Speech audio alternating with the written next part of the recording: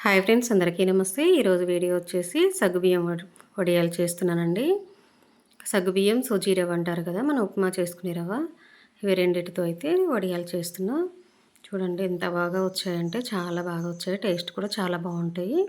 ఇంకా మనం అప్పడాలు, వడియాలు బయట కొనుక్కుందామంటే అసలు మనము చూస్తుంటే అయితే చాలా కాళ్ళతో తొక్కడం అట్లా గలీజ్గా చేస్తున్నారు కదా. బయట కొనాలంటే కొనలేకపోతున్నాం అనమాట. సో ఇవి చేసుకోవడానికైతే ముందుగా సూజీ రవ్వ అయితే హాఫ్ కప్ తీసుకుంటున్నా.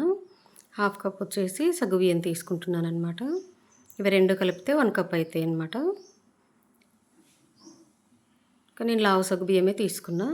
ఇవి రెండు అయితే మిక్సీ పట్టుకుంటున్నా. ఇవి మిక్సీ పట్టేటప్పుడు 2 కప్స్ అయితే వాటర్ వేసుకొని మిక్సీ పట్టుకోవాలి. మిక్సీ పట్టకపోయినా పర్వాలేదు, మనమైతే ముందుగా ఒక 3-4 అవర్స్ అయితే ముందు నానబెట్టుకుంటే సరిపోతుంది అనమాట. నానబెట్టుకొని కూడా ఉడికించుకొని చేసుకోవచ్చు. కానీ నేనైతే వీటిని కొద్దిగా మిక్స్ పడుతున్నాను అనమాట. మిక్సీ ఇలా నానబెట్టకుండా చేస్తే కొంచెం ఎక్కువగా ఉడికించుకోవాలి. మనం నానబెట్టుకుంటే కొంచెం త్వరగా ఉడికిపోతాయి అనమాట. మిక్సీ పట్టకుండా డైరెక్ట్ కూడా ఉడికించుకొని చేసుకోవచ్చు. సో దీనికైతే ఇంకా 1 కప్ వచ్చేసి 1 కప్ అయితే రెండు కలిసి 1 కప్ అయినాయి కదా.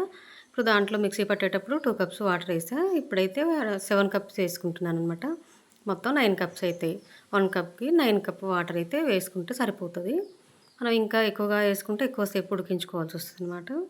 కాస్త టేస్ట్కి తగినంత సాల్ట్ అయితే చూసి వేసుకోవాలి. వడియాలకు కొంచెం ఉప్పు అయితే తక్కువగా పడుతుంది అనమాట. ఇప్పుడు మిక్సీ పట్టుకున్నాం కదా, ఇదైతే వాటర్ అనేది బాగా వేడిన తర్వాత మనం మిక్సీ పట్టుకున్నది దీంట్లో అయితే వేసుకోవాలన్నమాట. ఆ మిశ్రమం మొత్తం ఇంకా ఈ హీట్ వాటర్లో వేసుకొని బాగా ఉడికించుకోవాలి. మనం ఉడికించుకునే దాన్ని బట్టే ఈ వడియాలు అనేది మనకు మంచిగా పర్ఫెక్ట్గా వస్తాయి అన్నమాట. ఇంకా హై ఫ్లేమ్ కాకుండా మీడియం ఫ్లేమ్ పెట్టి మంచిగా ఉడికించుకోవాలి. నాకైతే 20 మినిట్స్ పట్టిందండి.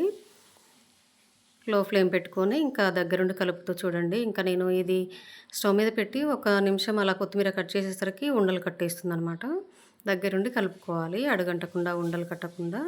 చూడండి ఇలా అయిపోయిందనమాట. నేను కొత్తిమీర కట్ చేసి వచ్చేసరికి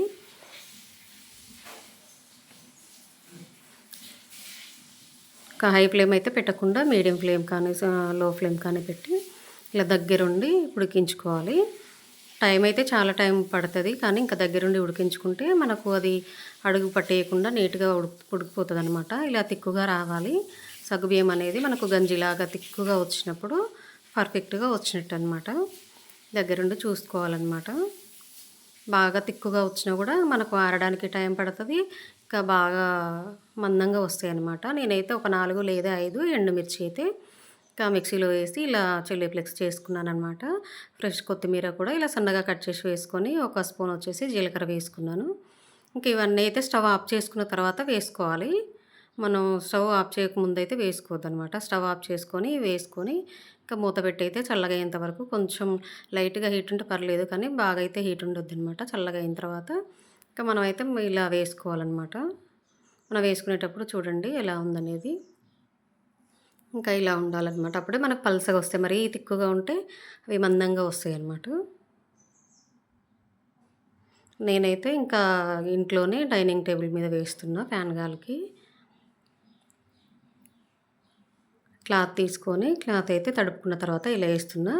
ఇంకా ఒక రైస్ బ్యాగ్ కూడా వాష్ చేసుకొని ఇంకా ఆరబెట్టుకున్న తర్వాత ఇలా వేస్తున్నా. ఇదైతే కొంచెం ముడతలుగా వచ్చిందనమాట. మనం వాష్ చేసుకున్నప్పుడు దగ్గరికి మలిచడం వల్ల ఇంకా దీనికైతే షేప్ పర్ఫెక్ట్గా రావట్లేదు. మనకు ఒక కవర్ ఉంటే కవర్ పైన వేసుకుంటే తీసుకునేటప్పుడు ఈజీగా వస్తుందనమాట. క్లాత్ అయితే మళ్ళీ మనం తీసుకునేటప్పుడు దీన్ని తడుపుకోవాలి, తీసుకోవాలి, కొంచెం ఇబ్బందిగా అనిపిస్తుంది.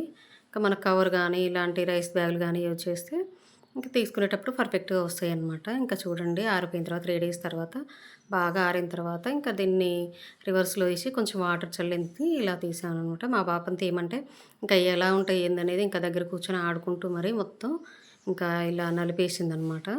పర్ఫెక్ట్ షేప్ రాకుండా ఇంకా పిరుస్తుంటంట ఆ సౌండ్ బాగుందని చెప్పి ఇంకా మా పెద్ద పాప అయితే వీటితో ఆడుకుంది, కొన్ని ఇరిసేసింది అనమాట. ఇంకా ఆరిన తర్వాత అయితే టేస్ట్ చూద్దామని ఇంకా వేయించాను. మా పిల్లలైతే చాలా బాగా వచ్చాయి మమ్మీ, టేస్ట్ అయితే బాగున్నాయి అన్నారు. చూడండి అసలు ఎంత బాగా పొంగుతున్నాయో.